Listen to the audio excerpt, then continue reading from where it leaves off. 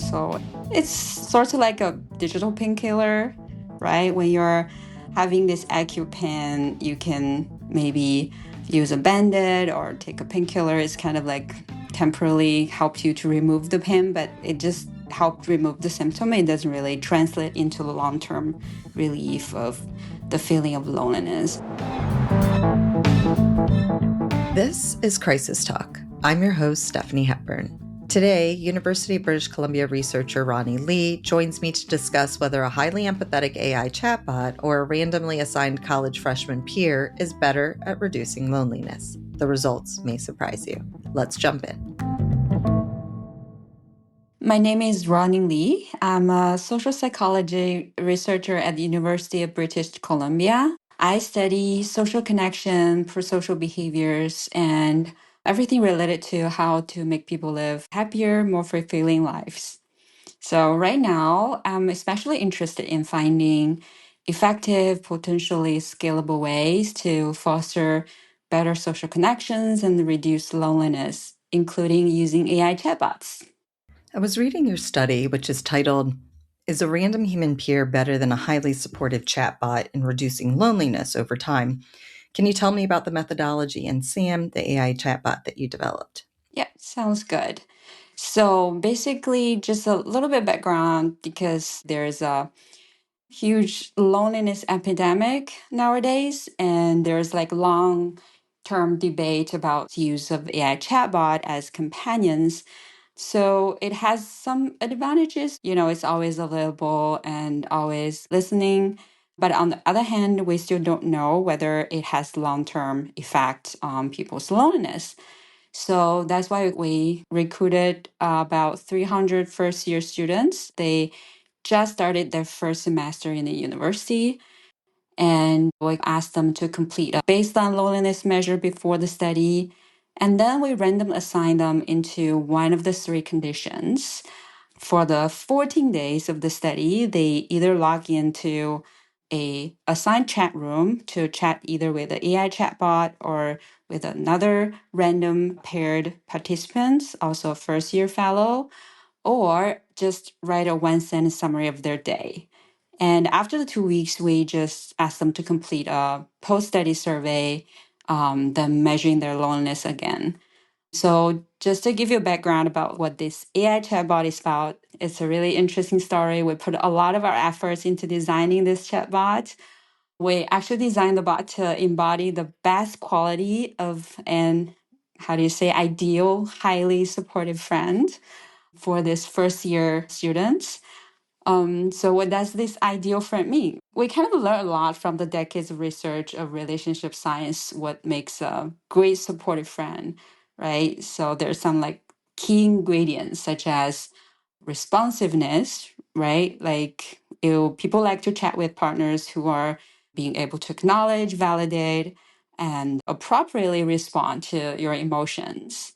And also there's this effect of what we call capitalization. So basically, it's just like your conversation partner being able to encourage and amplify your positive experiences and the feelings. And of course, it has to be a active listener, so has the ability to demonstrate their attentiveness throughout, the whole conversation, the responses, and asking follow-up questions and engaging in the conversation, right? So we designed this chatbot with all these characters built in. Sam's the chatbot's name? Yes, the Sam the chatbot. We named it Sam because it's gender neutral name. So we designed this AI chatbot with all the characters. This is easy, but it's actually technically very challenging to have all the memories built in, chat in a very conversational way, just like another first year, right? So that's why we teamed up with a team of computer scientists from University of Pennsylvania. They actually help us to make the SAM to have a built-in memory. Every time the participant come back to the conversation, they can pick it up from like 3 days barbecue activities, whatever the participant mentioned. And it's also scalable, enable to engaging with different participants and have their personalized conversation with them. And it has to feel natural, right? It has to use emojis, and it has to kind of chat like a first year. So that's why we use a platform called Discord, which is a very popular app used by the first year university students to have this bot built in. They were assigned three potential options: either interact with the AI chatbot Sam, or a randomly paired human peer, which was essentially peer in this context isn't like a trained peer support specialist, but rather a peer, another first year college student.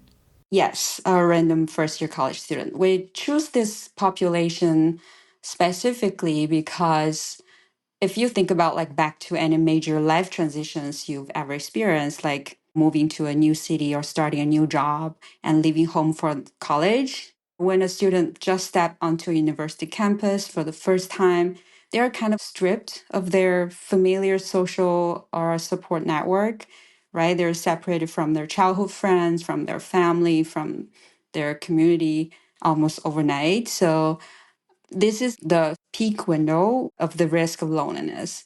So this kind of give us the perfect opportunity to test whether connecting them with an AI chatbot SAM is more effective than connecting them with another student and help them to mitigate this loneliness.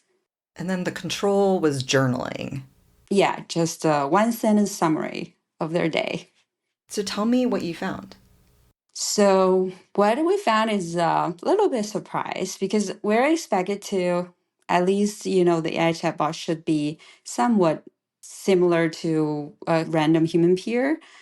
But we actually found participants who texted with another student reported significantly lower loneliness than those in the control group, but not the chatbot.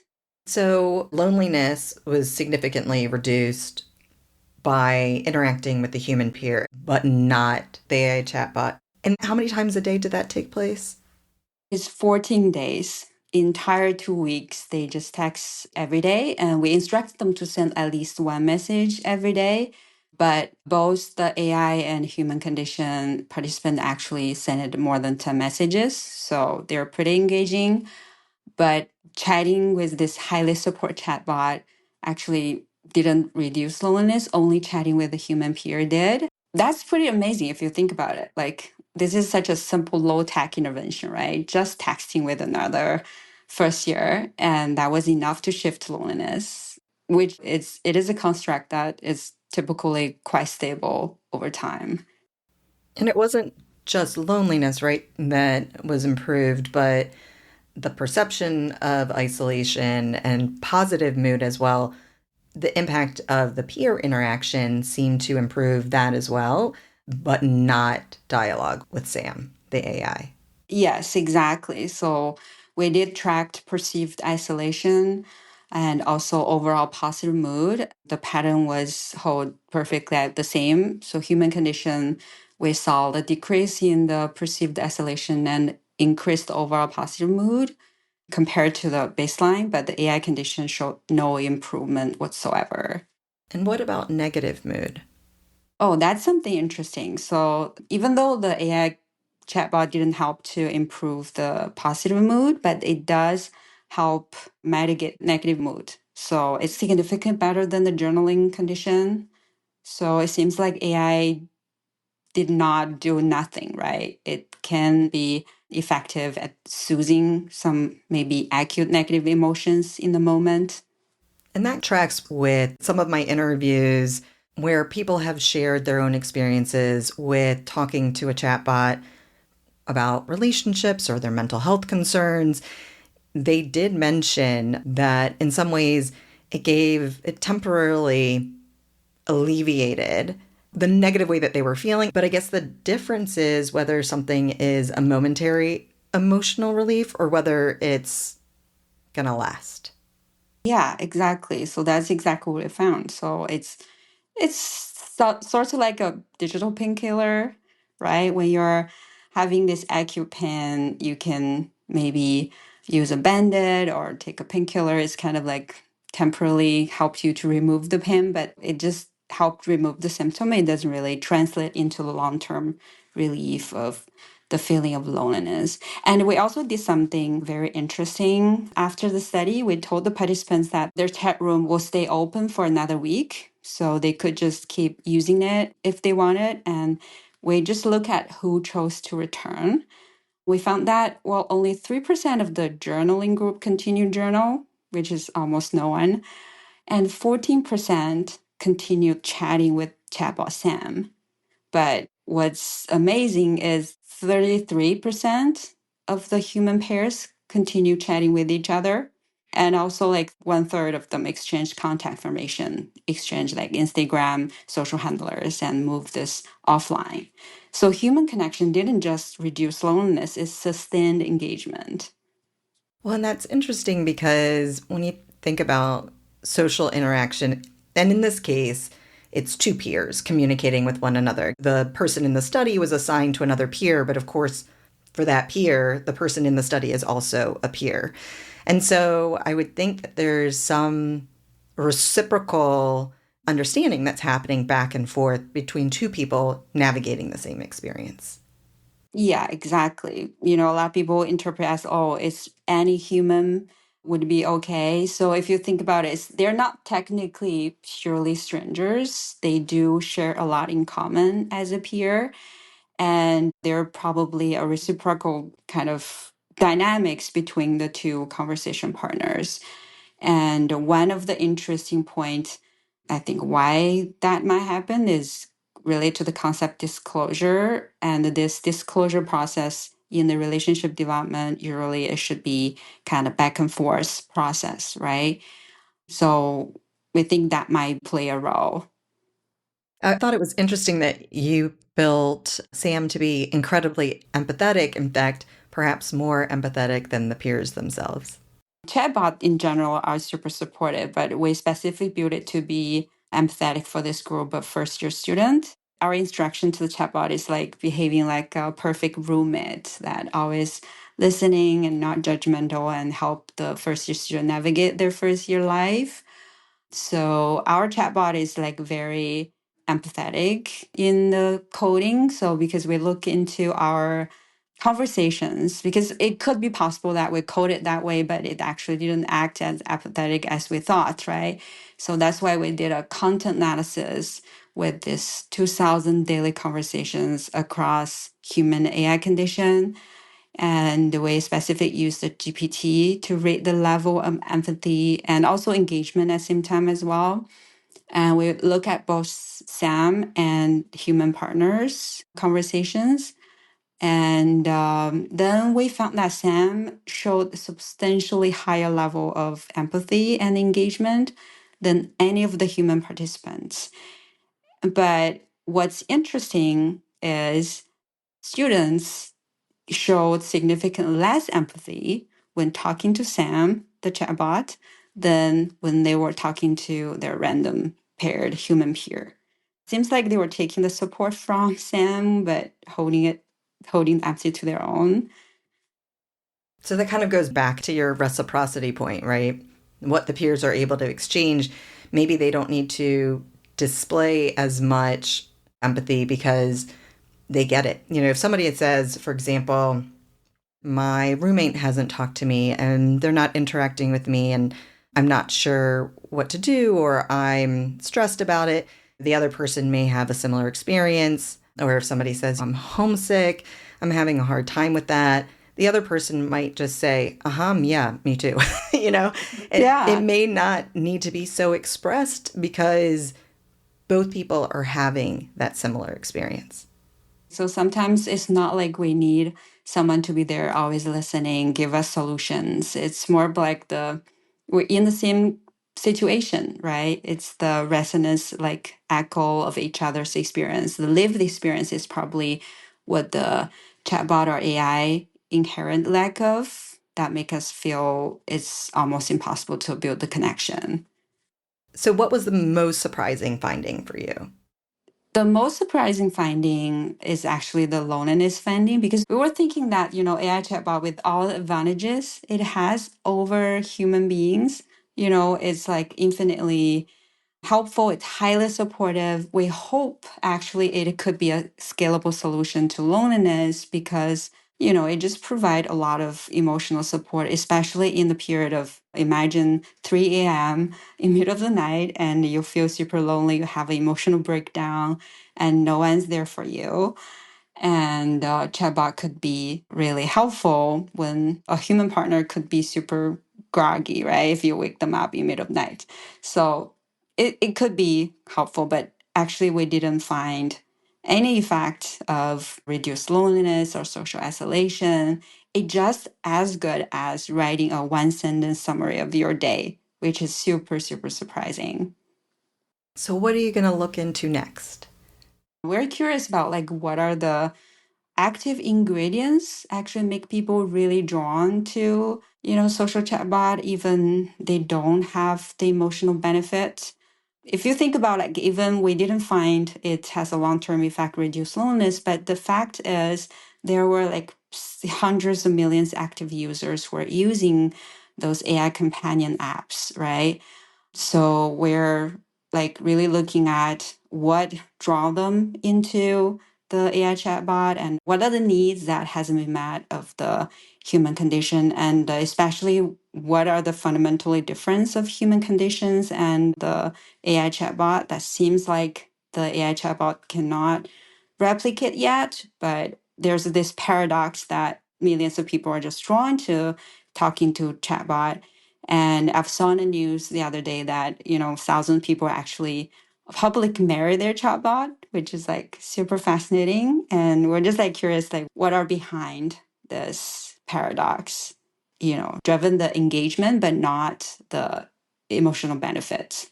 In my second episode, I spoke to 3 people who they're not using the AI companions, but they talked about their experiences using ChatGPT for their relationships, mental health challenges that they're navigating. What they talked about was feeling initially that they could go somewhere without judgment, that they could put their thoughts out there and maybe get some advice, some suggestions. In one case, they wanted to take that to their therapist. In another case, they just wanted to hear some advice. And they found that the chatbot was very sycophantic. It's holding up a mirror, just reflecting what you're saying back to you, essentially, and affirming what you're saying. Right. And so I think it's interesting because we don't all want the same thing. Some of us want to be challenged. Some people want to hear that what they're saying is right. Yeah. So that's something also we're curious about as well. Like, what are the populations that actually can benefit from social chatbot, right? Some evidence showed that for people who are high on anthropomorphism, meaning the tendency of see human in objects or animals, and those people are more likely to finding the social chatbot more connected, or more connected to the chatbot, or maybe more benefit from it. This is something we don't know, or maybe chatbot is more useful for people who are really lack of social network out there. Yeah, that would be interesting to know like what are the populations actually can benefit from the social chatbot and what are not. And I think in the mental health space, it's always what gaps exist. And the idea of a chatbot being a bridge is something that could be positive. But I think mental health providers would be worried about something that keeps people engaging with the chatbot as opposed to it being a bridge to interacting with a mental health professional, for example, if somebody's struggling. What are your thoughts there? Well, from our study, we suggest that even the most supportive chatbot by design still couldn't beat a random paired human peer in terms of AI. If you are, relying AI on companionship, and there's a recent evidence also from our lab showing that there's some long-term consequences will follow people for a year, and people who rely on AI for companionship actually feels lonelier over time. So from what we see here, the future of AI isn't building better companions. It is beneficial for providing support in the one direction relationships such as therapy, but in building using AI social chatbots to replace human connections, human relationships, we feel like AI is still not there yet. And maybe the future design could be how AI can help people or scaffolding our social skills, to help us to build deeper connections with each other rather than being a better digital companion. That seems like a positive use for AI. I also think that AI exists now and it's going to continue existing. And the idea that it could form a bridge between somebody who is having a hard time and struggling, and then building a bridge to social connectedness, whether that means 988, whether that means some sort of peer connection. Like you said, your study found that peers really are able to help each other feel less lonely, right? So it may be some sort of social group that people can be connected to. That seems really a great use for it, as opposed to keeping people cycled within something that isn't providing that relief from loneliness. Yeah, that's a very interesting point because that could be a disadvantage of AI or a potential reason why AI didn't help reduce the loneliness in the long term. Because if you think about what differs fundamentally from human connection is the person you are chatting with could also bring you into a broader social network. And there's a line of research on weak ties, meaning acquaintances, random peers, or people on the peripheral of your social lives. They are actually incredible social resources because they act as bridges to entirely new social networks, right? They can introduce you to a broader kind of social network that the chatbot maybe not, because chatbot basically exists in a digital vacuum. You're venting to it and that's it. Yeah, and I mean, I don't think it would flow the same way as these two peer students talking to one another and being able to share their similar experiences and be able to broaden it to, like you said, well, I'm going to game night. Do you want to come with me? That sort of bridge. But maybe what it can do is it can be utilized as a true resource where if somebody expresses that they are having a mental health crisis and they're using certain language that illustrates that, maybe they don't say it overtly like that, but it is identified by the chatbot. Now, for example, ChatGPT will put in language with hyperlinks, and the hyperlinks will say text, call, chat with 988.